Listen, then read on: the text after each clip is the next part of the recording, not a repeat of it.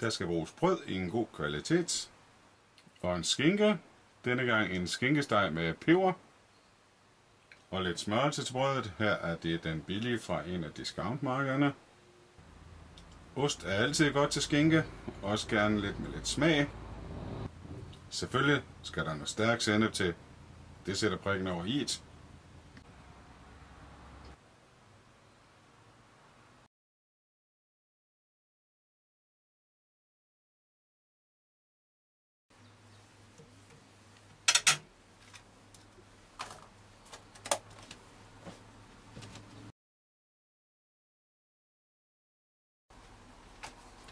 Først skinke.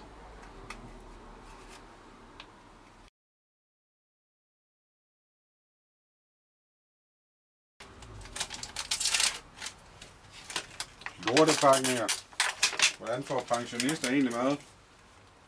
Ufatteligt, de ikke kan lave det bedre. Lidt ost.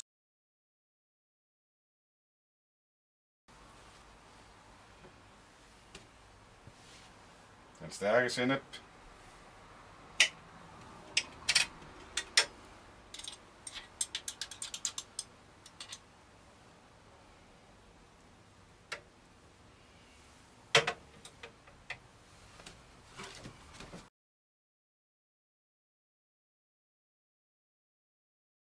Pynt med røde peber.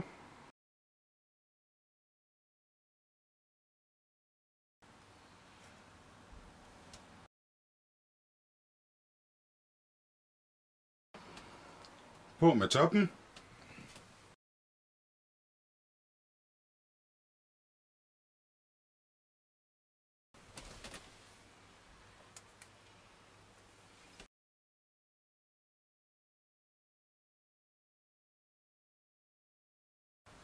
Skær den over, så den ser pæn ud. Og server den med et glas iskold, frisk, økologisk minimælk. Velbekomme.